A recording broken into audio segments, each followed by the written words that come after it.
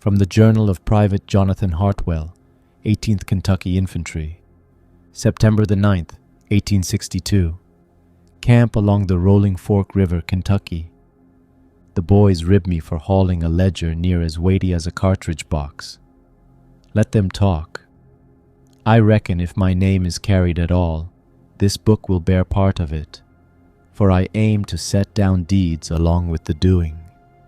Here begins the account of our march with the Army of the Ohio, set to strike the rebels that bar the roads near Perryville so the rest of our people can pass. We broke camp with the sun climbing the ridge. Packs rode hard against our coats, rifles slung, canteens knocking tin on tin. The ground was damp with night sweat, and my boots clung heavy with mud. Still my heart is light, for I am proud to march beneath the flag. Private Tally, 2 files ahead, and forever hurting us with that farm boy grin, swung his canteen and called back, "Hartwell, keep scratching in that book. Maybe your young ones will swear you amounted to something." I said, "I ain't even got a wife yet." He spat into the pigweed and laughed. "Then mind your spelling, or a future Mrs. Hartwell will take you for a mule." Corporal Dawson scuffed his heel on a rock. "Better spell a mounted for him, Private." Tally laughed and rang his canteen like a bell. "Spell it yourself, Dawson, or trade me your rations for the lesson." Near noon we halted at a busted fence and set kettles to boil. Talk bent toward the work ahead. Sergeant Clay scored a line in the dust with a twig. "Word is the Rebs sit tight in a small fort. We crack it so General Buell can push the whole army through without being seen." Dawson scraped mud off his heel with a stick. "You ever take a fort, Sarge, or just farmer pens?" Clay tapped the dust line.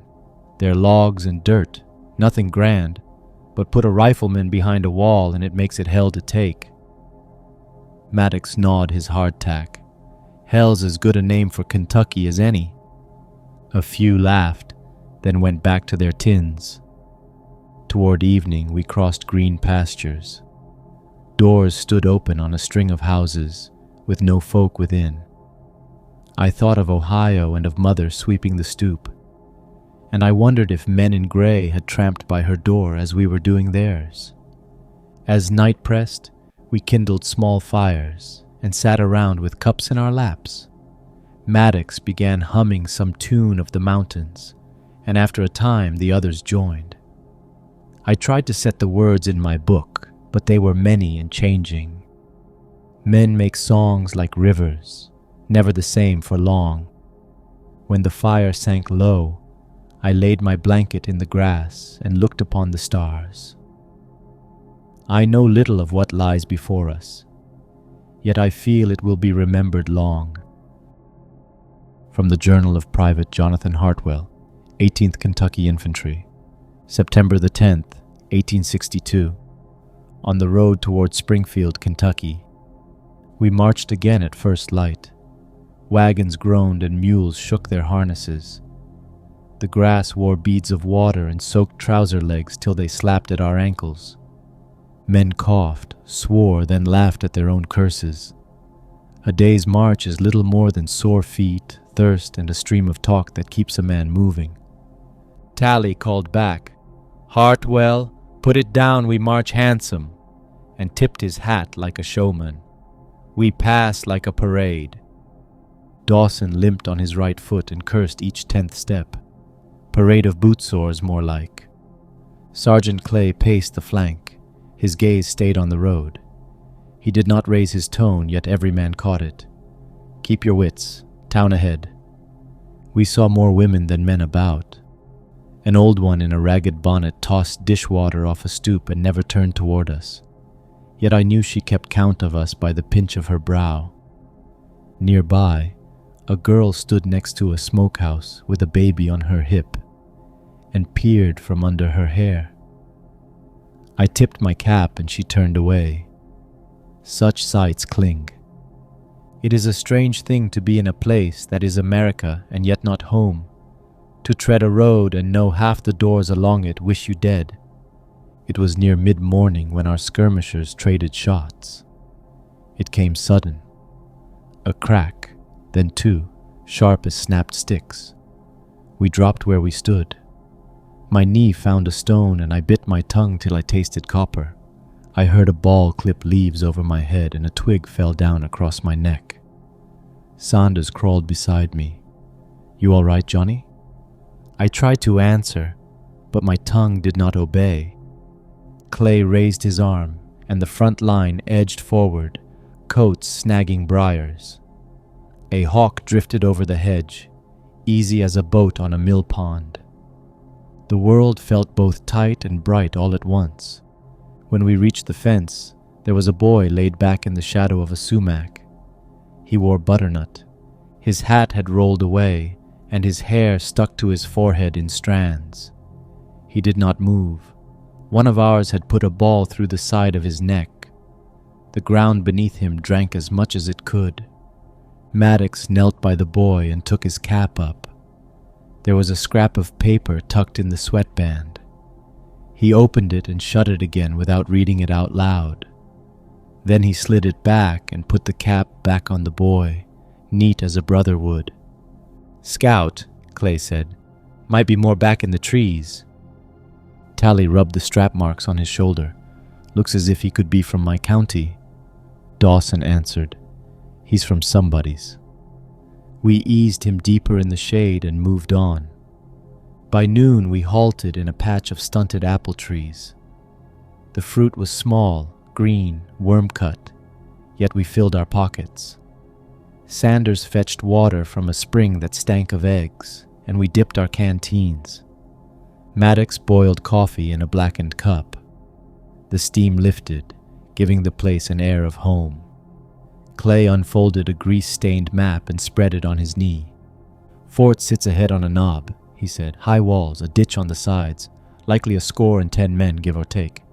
They keep watch along the lanes. Our task is to come near enough to bridge the ditches and find where the walls yield." Maddox blew on a dusted slice of apple. "What if there is no place that yields? Then we make one." A fly worried the rim of my cup. I flicked it off and thought how strange it is to sit with coffee and apples, a man among friends, while rifle and kin wait yonder to make meat of us. Sanders must have thought the same. "If any of you find a Dunlop from Scott County on the other side, do not tell me after. I would rather live ignorant than know I aimed true on a cousin." Dawson leaned back. "Judging by your looks, I'd be lucky to tell a Dunlop from a goat." We laughed a little. A poor laugh, but it helped. Tally stretched with his hat tipped over his eyes. "Fort in the morning, then. First light will find us hungry at their table." I set my book on my knee and write. I feel the weight of what comes, yet I am eager. A fort is a thing built by men and can be broken by men. The next time I put pen to this page will be at the victory over the fort, or never again. From the Journal of Private Jonathan Hartwell, 18th Kentucky Infantry, September the 11th, 1862. At the foot of the knob by the Willow Creek, Kentucky. We rose in the black before dawn. Clay came along and tapped each boot with the end of his ramrod, and we sat up like men raised from the dead. "Fix bayonets. No shot till I give it. Have rails ready to bridge the gap." He took in each of us, as if to set our faces in his head. "When it starts, keep your mind. There is no trick to living finer than that." Maddox leaned near as we neared the fort and crouched in the willow shades. "Johnny, if I die here, make me a hero." "That'll be up to you," I said. Dawson nodded under his cap. "Hear them?" Up on the knob came a scrape of metal on wood and a cough a man could not smother. The fort lay square on the crown of a hill, walls of rough logs and a shallow ditch cut round the place. The gate hung to the east. We crept along the creek and up through a brushy gully where pebbles rolled and knocked. Dawn showed a thin orange line under the clouds. Clay raised his hand and we sank. A grasshopper ticked in the dry stems by my cheek, and my heart thudded in my ear. Clay sent 2 squads to the ditch with the bridge rails and set Sanders and me with Maddox to feel the gate. A call came from the wall, rough and tired. "Who goes?" Another answered from within, "Hush your mouth, ain't no one out in this muck." A match flared. For a tick, I saw a face turned red and strange above the logs, as if painted with foxfire. The match died. Then a shout from the parapet, "Get up, boys! Blew at the ditch!" The first shot split the hush like a board breaking. I could not tell if it was from us or them. The second struck sparks from a rock above us, and a shower of grit ran across my back. Someone on the wall cried, "Come on, Yank's in the draw! Rouse up!" Clay lifted his palm and dropped it. We ran. The ditch smelled of wet earth and old mulch. 2 fellows shoved the bridge rails down to span the gap. In 3 counts, there was a path of weak wood and good hope across the ditch. With that, we swarmed, feet skittering, the rail bridge shifting under us. A call from above, country and hard. "Let 'em have it!" The first volley tore the gully air and rolled like thunder. Balls knocked chips from the rails and thudded into the bank with a damp thump. Something flicked my cheek, and then warmth ran wet. My lips lay with the taste of blood that wasn't mine. I looked to my left to see a man stagger with his mouth open, and when he folded down, the back of his head was gone. He slid in the grass and left a black ribbon behind. "Axes!" Dawson shouted. "Haul yourselves up!" We rose that wall as if born for it. Maddox ran to the logs and drove his axe between 2 timbers, hooked and pulled. "Up, Johnny!" he called. I shoved my axe into the gap till it bit, then climbed the wood like a rung. My boot slid and my foot lost the timber. For a count, I hung like a fool. Sanders shoved at my hip and I got a leg over. Over the parapet, a rebel met with me. He was a boy with pimples upon his chin and straw-colored hairs upon his lip. He said, "Get, you blue sow," and thrust so that the gun butt struck my belly. My body found its own mind. I jammed my bayonet into the space between his ribs and felt it go through until my knuckles met cloth. The boy sucked air and made a hurt sound. He slid down on the inside of the wall with his hands noticing the wound as if it were a new tool. I set my boot on his chest to wrench the steel free.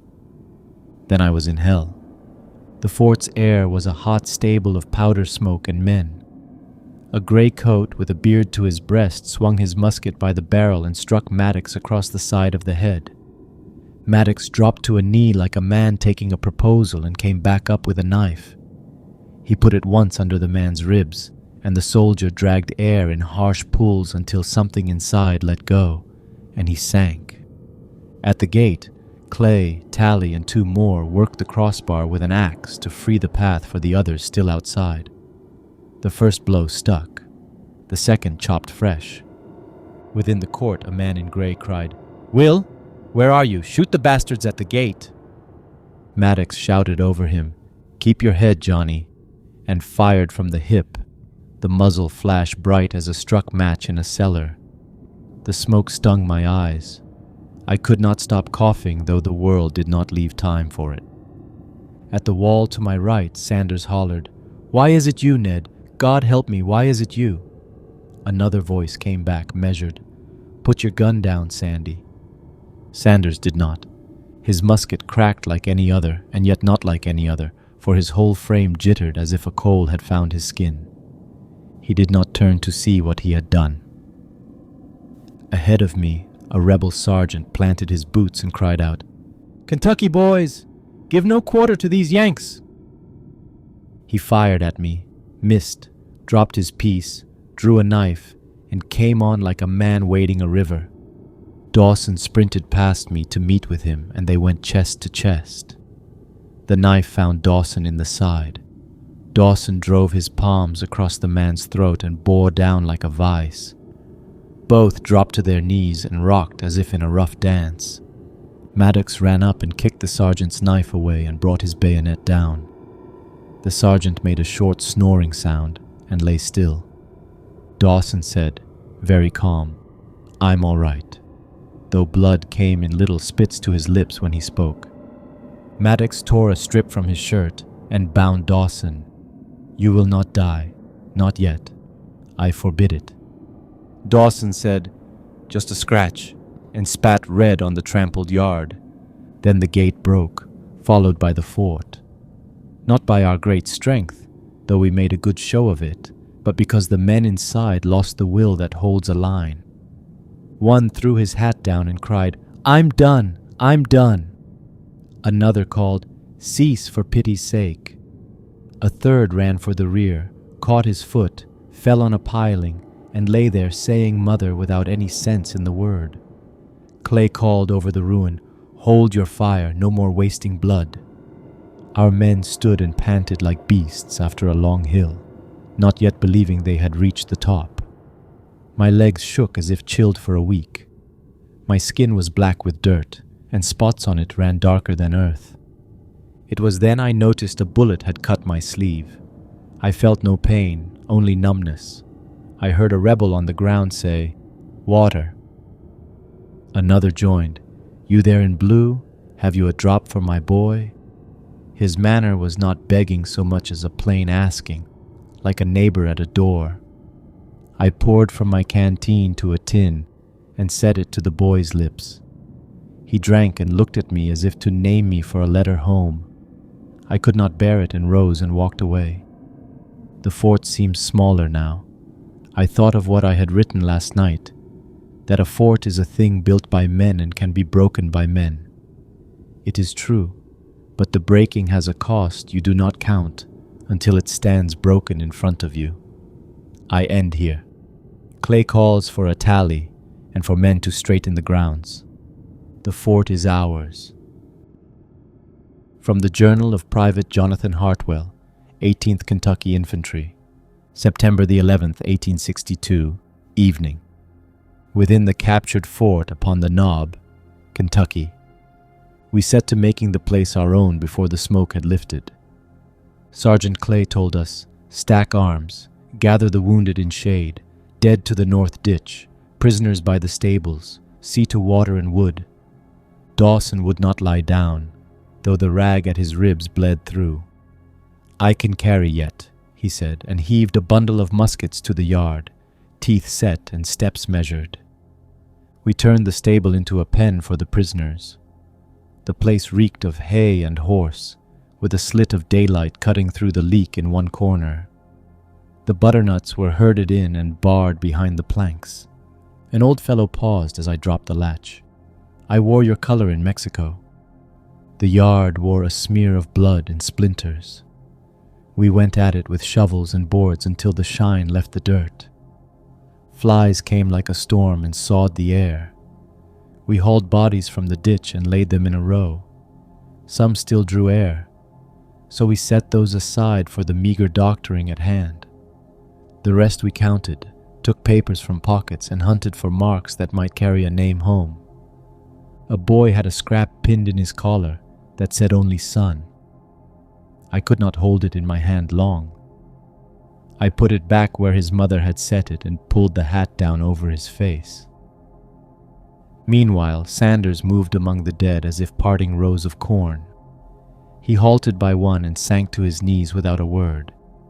His grip closed on the wrist as if warmth could be coaxed back. "Ned," he said, flat as ash. "Ned, you dumb fool." Tally stepped in beside me. "You know him, Sand?" Sanders said, very small, "It's Ned." Then he said the name again, lips working, but nothing else followed. He pushed the hair back from the dead man's brow. The hair was the same. I saw it then. Brothers, sure as my own name. Sanders lifted the cap, and there were the same ears, the same jaw, and a mole near the eye like a fleck of soot.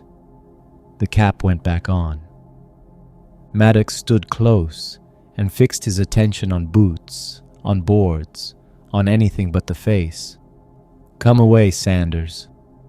Sanders did not come. He bent over the body like a man chasing the last of a fire's warmth.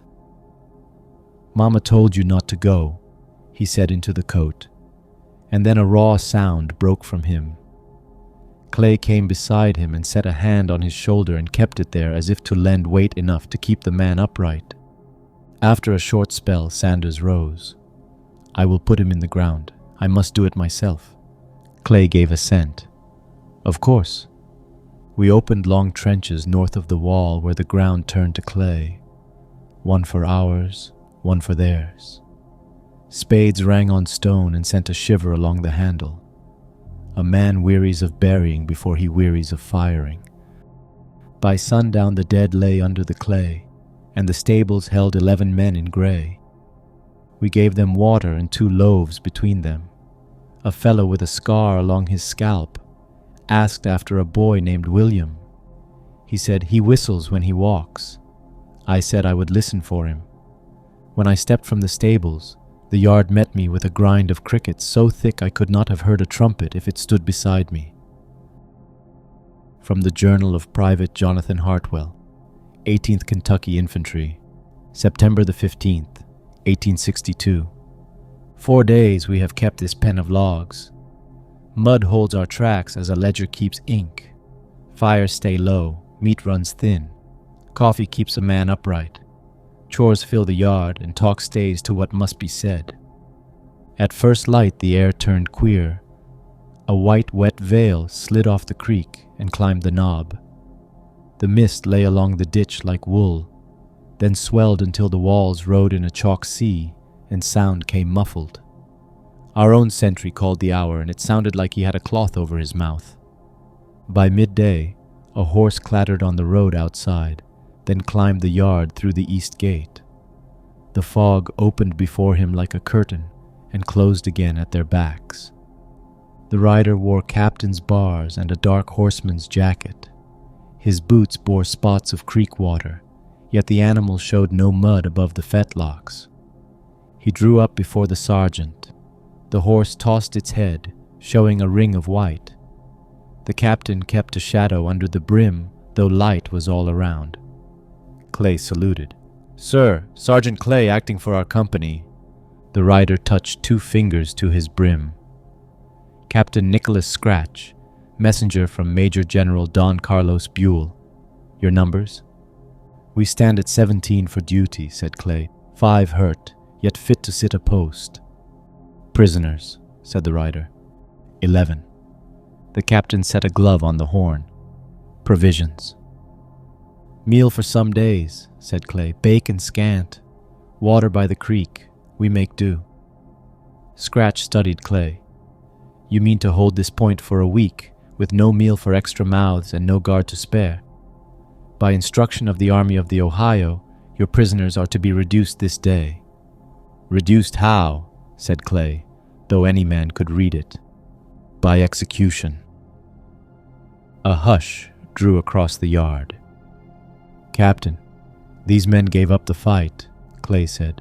"We can wait on the general and pass them over." "You cannot," said Scratch. "You will not. I will have your name if you refuse.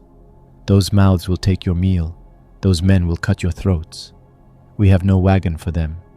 You have no pickets to spare. This is the order." Clay reached out. "Let me see the paper." Scratch drew a single sheet from within his coat. I stood near enough to see a seal like a black sun by one corner. He did not pass it to Clay.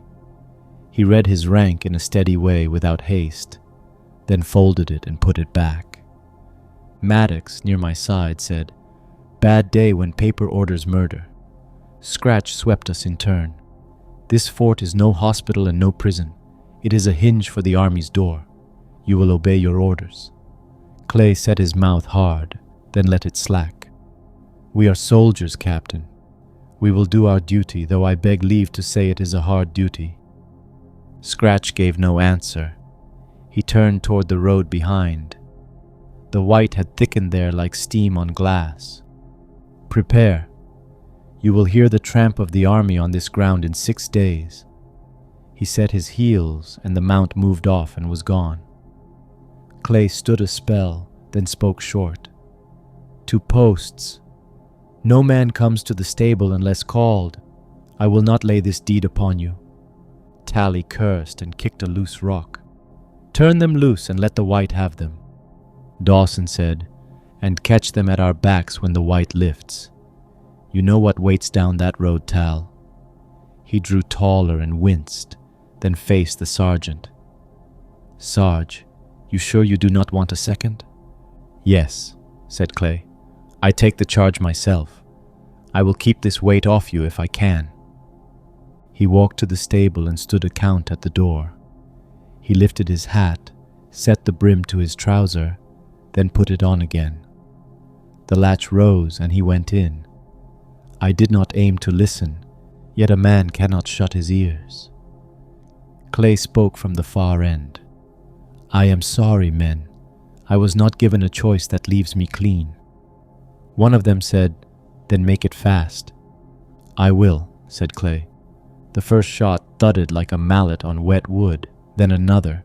I stood with my head down. The pistol clapped again. I counted the shots in my head without wishing and wished I had not. Clay came out at last. He closed the door behind him and leaned his head upon the wood as if to rest there. Then he faced us. "Bring a detail." He put the pistol in his belt and walked to the north side, where the clay lies close beneath the sod. From the Journal of Private Jonathan Hartwell, 18th Kentucky Infantry, September the 17th, 1862. The fog held the yard through the dark and into this day, soaking the timbers and our coats. The whole fort lies sunk in a milky pond. A man at 5 paces turns to a smudge, 1 step more and the white eats him whole. Posts bead with damp, and our jackets take the same. Men swear the stuff has a mind to it, feeling along the mind like a blind thing feeling for a gap. At the ration pots, Maddox said, "Fog like this can make yourself hear things. When the wind stirs, it turns to talk." I asked, "What sort of talk?" He pinched his mouth and said, "Men jawing over coffee, a chuckle or two, out yonder past the wall where there ain't a fire nor a soul." Tally tipped his cap back a notch. "He ain't wrong. Heard it myself last night. Thought it was you boys playing cards." Maddox gave a short shake. "Cards? With Clay prowling? Not a chance." "No jest," Sanders cut in. "I swear I caught the same. Sounded like 2 or 3 telling stories." He leaned nearer as if to keep it from straying. A strange gleam rode his eyes that was not his. They were laughing, like boys in a field. Dawson came along with a hitch in his step. His side pains him, yet he keeps the post. He set his back to the timbers. "Ain't boys out there unless you count the dead." Clay caught wind of the talk and waved it off. "Keep your posts," he said. "Fog is fog. It hides sound and carries it, and that's the end of it." Weariness sat on him as he spoke, like he meant to convince himself first. When he moved off, Sanders said under his breath, "Easy for him. He ain't heard what I heard." Toward evening, while we took our meal of corn mush, a queer thing came. It was the sound of men talking in low cheer, as if round a fire though there was none lit near. We heard spoons knock against tin, and a laugh that carried across the yard. Tally hitched his chin. "You hear that?" "Aye," Dawson said, "clear as if they was on the other side of this wall." We drifted to the palisade and set our faces to the southwest corner. The white rose higher than the treetops. There was movement upon the parapet to my right, a head and cap just above the log, as if a man stood outside and leaned to look in. "Tally," I said, not loud. "You see him?" Tally eased up to the rail and settled his chin to the top. "Where?" I pointed. The cap was there. It turned a little and the brim showed. We edged toward it in small steps. The white curled a thin lip over the top. When we came close, there was nothing. I pressed my sleeve to the spot where that crown had sat and brushed a flake of bark that crumbled. Dawson said, "I saw it." He cleared his throat and spat. "Best we say our nerves got the better of us." Tally shifted in the haze. "Maybe it's them prisoners come back to curse us." By nightfall, the fort is sealed. The fog pushes against the gaps in the stockade like thread through a needle. The fires hiss and shrink. We speak little. Even the owls and crickets make no song. From the Journal of Private Jonathan Hartwell, 18th Kentucky Infantry, September the 20th, 1862. Sleep will not touch me. The skull thrums like a drumhead, and a man's own talk comes back to him from timber and ditch as if thrown off a wall. My head sits like a pot forgot on the stove, lid rattling with each turn of the watch. Near the middle watch, Sanders came along the east wall and halted with his boot on the trench lip. "Johnny," he said, "Ned is not in that dirt." I told him to hush such talk. "He called to me last night," Sanders said. "Said my name the way he did when we were boys." I told him that was grief working. He answered, "Grief comes in a shroud. It does not wear boots." Maddox came with a cap pulled down. "Sand, hush. You'll set the boys on edge." Saunders drew himself in. "Ned," he called, louder than he planned, like a man calling a stray. "Ned, you stay your hand." Tally heard and cut in. "You'll bring clay on us with that crowing. Steady yourself." "Listen," Sanders said. "He limps on the left. Always did from the kick he took in the fields." We held still. The fog drew close, then slid back, like wet cotton tugged by a slow hand. A scuffing crossed the yard near the woodpile. It was a strange gait, not quick and not square, the weight thrown to one side. Maddox called, "Who goes there? Speak and be named." Nothing came back. Only that step and a small catch of air that might be a man holding pain under his teeth. Saunders raised his musket. "Ned," he said, and the name broke inside his mouth. "Do not come near me, do you hear? I gave you fair warning. Do not force me." I pressed the barrel to push it down. "Sand, it's a fellow from the watch. Stop yourself." He threw me off like a horse shedding flies. "Ned," he called, "stand back." The shape came on. No face, only a cap with a tilt to it, and a coat gone dark where a chest ought to be, swaying on the white like a drinker. "Hold your fire," Maddox said. "Hold it, Sand." The figure took one more stumbling step forward. Sand cried out like a schoolboy under the rod and fired. The figure dropped to both knees, then sideways upon the ground with a heavy thud. Maddox hissed through his teeth. "You damned fool, you shot a man in our yard!" We ran to it. The white split just enough to show the cost. Dawson lay with his cheek in the mud and his hat crushed under him. He pressed at his ribs as if to hold them together. A new dark spread across his shirt. Maddox dropped to a knee. "Daw," he said. "Daw, look at me." Dawson saw nothing of us. His sight ran past us and away. His mouth worked as if to make a sound, then stilled. I put 2 fingers at his throat, praying for a pulse. There was none. Saunders stood there with his musket fallen loose at his thigh. He said very small, "That's not Ned." Maddox seized his collar and gave him a shake. "You have killed your own, Sanders. You put him down like a dog."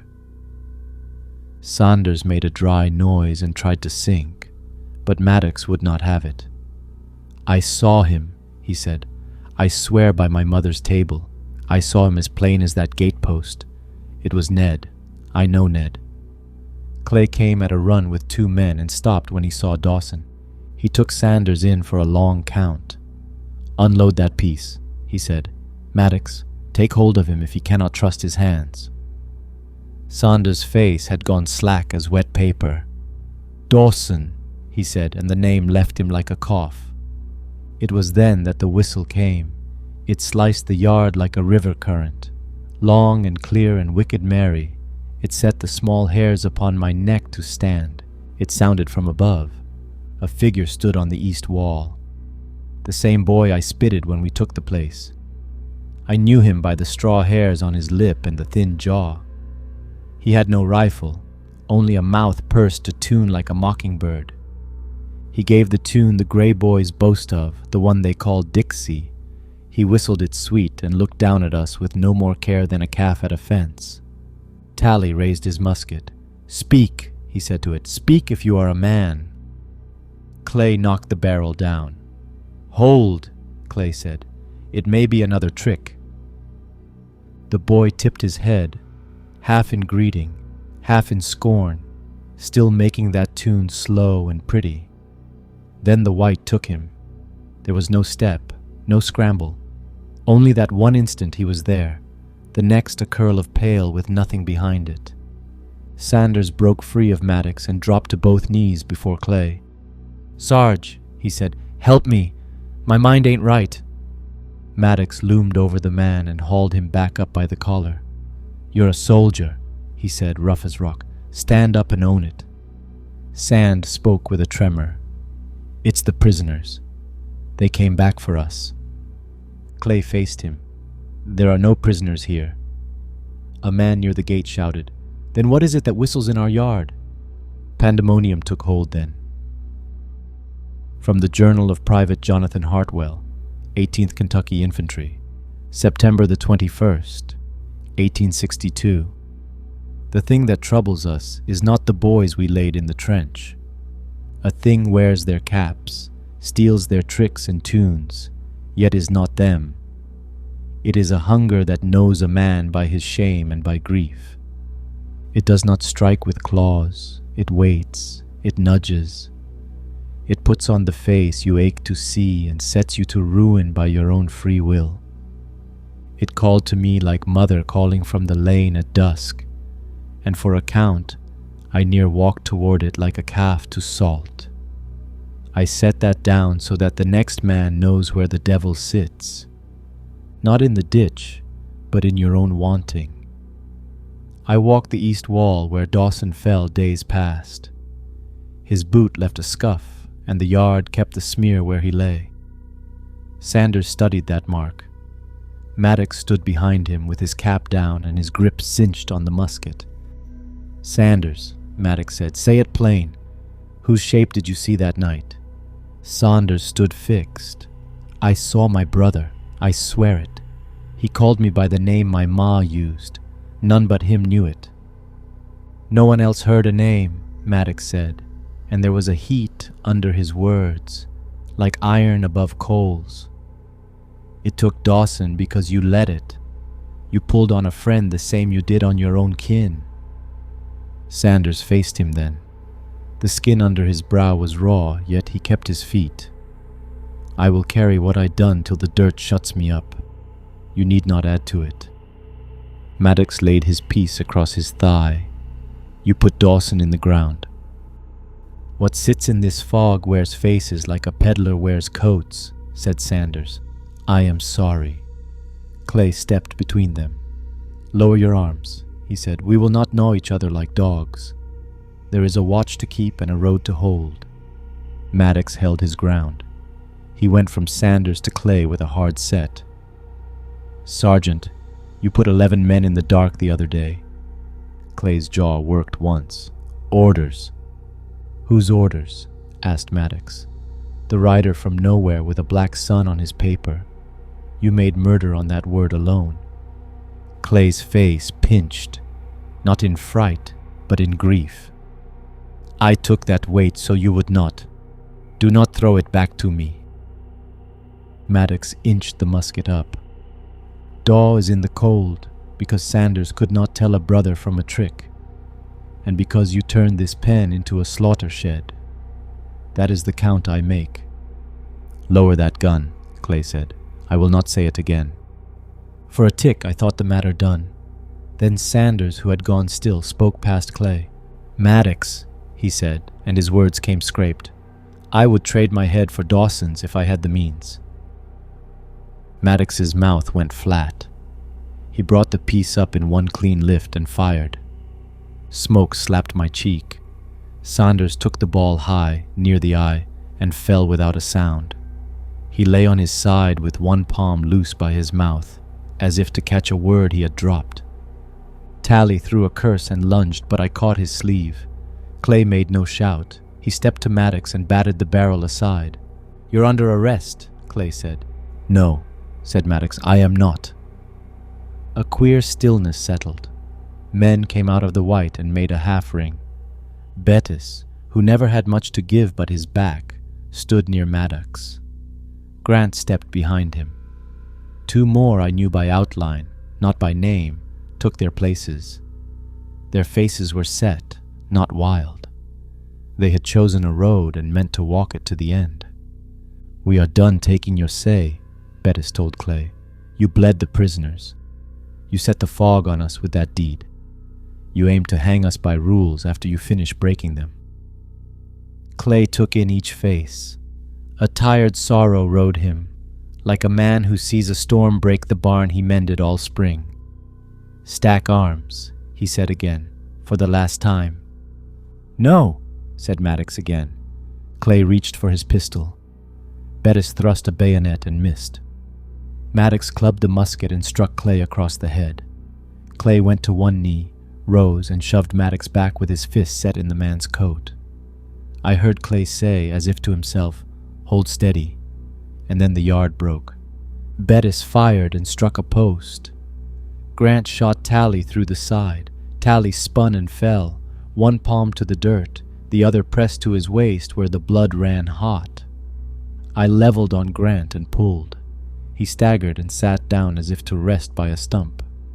He did not get up again. Men who were not with any side shot at shapes moving in the white. The fort turned to a box with lead rattling inside. I crawled to Tally and he let a small show of teeth. "Bad?" I asked. "Mean," he said. "A mean bite." "Stay here," I said. He let out a short laugh and coughed, as if I had chores elsewhere. Clay had his pistol now. He lifted it over his head and shouted, "Cease fire!" Few heard him. A ball struck him in the breast and snapped him back. He seemed more surprised than hurt. He took 2 crooked steps as if balancing a pail and sat against the wall. His hat slid and showed hair gone gray in places I had not noticed prior. He tried to speak. Only air came, then nothing. Maddox saw him fall. He stepped over, took the pistol from Clay's lap, and turned it on those who had not chosen a path. "Pick a side," he cried. "Pick now." "Pick sense," I said, pushing to my feet. "Maddox, lay it down. Enough." He leveled the pistol at me. "Hartwell, you always liked the orders. You liked the ink." "I liked Daw," I said. "I liked Sanders too, for all his mistakes. You put him down like swine. That is not soldier's work." He smiled, and it came off lonely. "You did not see what I saw. The thing walks and whistles and makes boys fools. It is in the timber, and in that rifle you carry, and in your book. You write it long enough and it will climb out." "Then stop feeding it," I said. "Stop." He thumbed the hammer.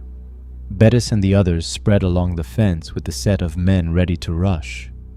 I fired, and the ball took Bettis under the shoulder. He bawled like a doe and folded. That gave the rest pause. But not Maddox. Maddox came on. He fired wide. The shot peeled a sliver off a post. I threw my empty rifle and took up Tally's fallen bayonet. A man feels the world turn narrow in such moments. There is the circle where your feet stand, and the circle where the other man stands, and all else is the white that eats the hills. We closed. He struck across my ear with the pistol and it rang. He came again and I drove the steel into his belly. It was not like the boy at the wall. Maddox had weight. He clutched the blade as if to wrench it free, and I pushed. Air rushed out of him, hot and rank. He caught my coat, and we were chest to chest so near I saw the freckles flecked across his cheeks. "You fool," he said near my cheek. It will wear my face next. I cannot say if I answered. I turned the blade and he sagged off me. He rolled to his back. His arm fell. The gun slid into the mud. He looked at me like a man who wanted to ask a question but could not remember what it was. Then his face eased the way it did when he spoke of home.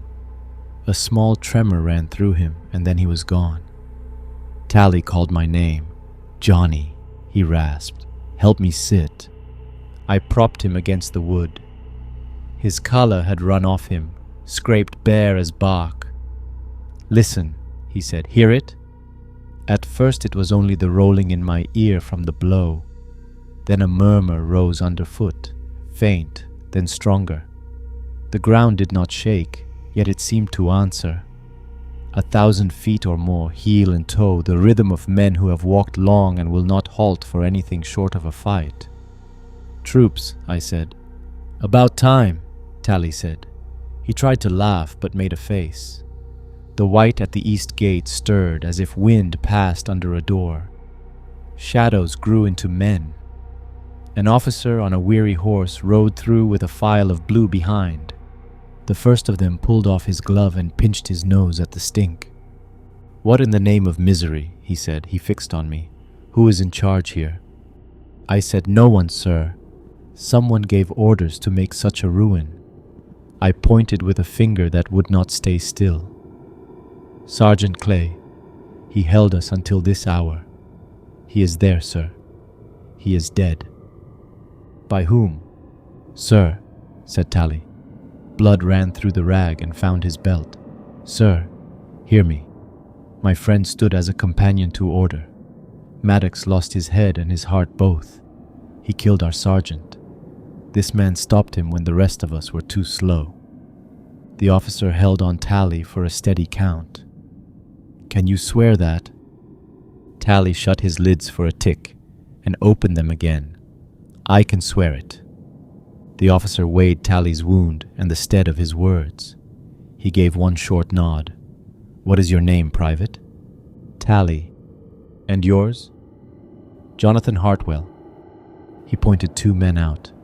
"Take statements and set a guard. Get those weapons to one side. Fetch a surgeon for the wounded. You."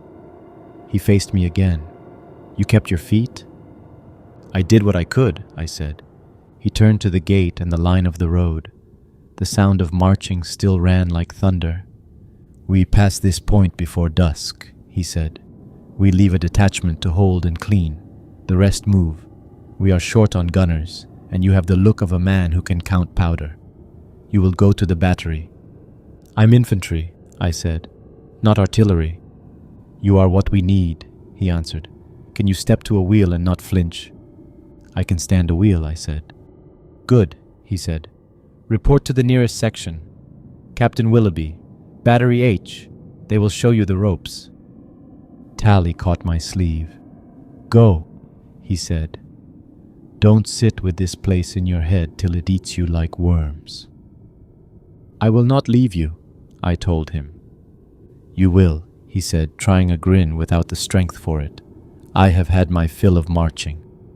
He pressed his fingers to mine for a second, then let go. The men lifted him and carried him out. He raised his hand a little to me as he passed and looked away. The officer wheeled his horse and the column poured through, files on files, the ground giving back the beat. The white lifted in shreds that trailed along the stockade. The thing that had sat with us did not show. It kept to its corners and now waits for men to give it hands again.